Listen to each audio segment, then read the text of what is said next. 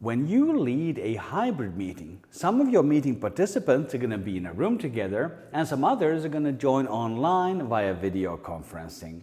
That means that leading a hybrid meeting can be a little bit more challenging. In this video, I'm going to give you 5 leadership tips for your next hybrid meeting. Let's go. For your next act, Mr. Marcus Seppala. How's it going? My name is Marcus Seppala. I'm a stand-up comedian and TEDx speaker, helping you bring more fun to the corporate stage. On this channel, I share a lot of public speaking tips about how you can better engage with your audience, whether that's in the comedy club, a professional presentation, or on video. We're actually in the middle of a 3-part series about hybrid meetings. Part 1 was about the technical setup. This part 2 is about the specific leadership techniques that you should use when you run hybrid meetings. And part 3 is questions related to specific situations that come up in hybrid meetings. Actually, if you do have questions for part 3, leave a comment below and put your question in there. At any point in the video, have a look in the description below. In there I have links to everything I'm talking about, as well as to my free video conferencing checklist. A hybrid meeting can be a great solution if some of your team members are remote. For example, they're working from home or they're working from a different office. But hybrid meetings do come with specific challenges really related to the fact that some people are in a room physically and others join online. And as a result, it can be difficult to make everybody feel that they're participating in the same meeting together. But these 5 leadership tips are really going to help you create that sense of inclusion and participation. Tip number 1 for leading successful hybrid meetings is that you should explain the setup at the very start of the meeting. Make sure that everybody knows which cameras you have, where the microphones are, and exactly how the system is going to work so that you are not interrupted with questions about that later on in the meeting. Tip number 2 is that you should set the rules.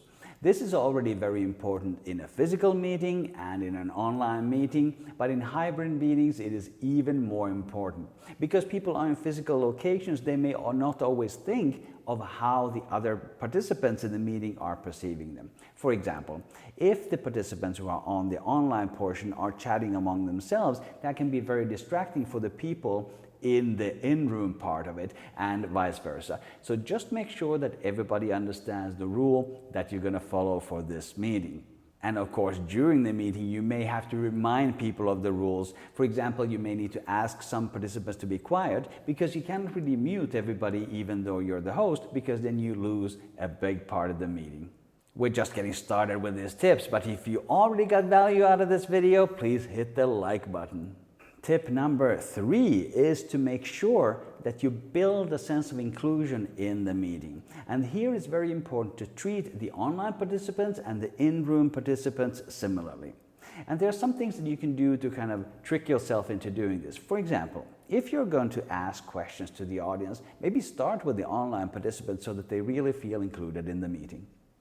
But the next level of inclusion is that you should also try to have one of the online meeting participants lead the actual meeting. Don't assume that just because you're in the room physically that you should automatically be the leader.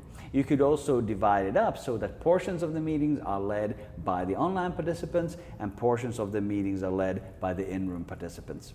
Tip number 4 is to be ready for when something goes wrong. Sooner or later, it is going to happen. But because you have the in-room participants and the online participants, it may not always be obvious when something doesn't work. You may also not be able to see the chat if you're in the in-room portion of it because you're not constantly looking at your screen. So make sure that there's a way for both sides of the meeting to alert everybody if something is going wrong. For example, this could mean that the online participants are always allowed to interrupt the meeting if something goes wrong with the audio, video, or lighting or something else in the room. A great way to build that cooperative environment is to ask for advice from your meeting participants. If you're uncertain how to proceed at a certain point when something goes wrong or you haven't thought of a particular aspect, just ask your meeting participants, both online and in room, and that's a great way to solve problems together. I'm going to jump over to tip number 5 in just a moment, but if you got some value out of this video, please consider subscribing to my channel for more communication tips. Tip number 5 for great hybrid meetings is to have multiple hosts. And I especially recommend having one co-host on the online portion and one co-host in the in-room portion. That way you know that regardless of what happens, somebody will always be in charge of the meeting.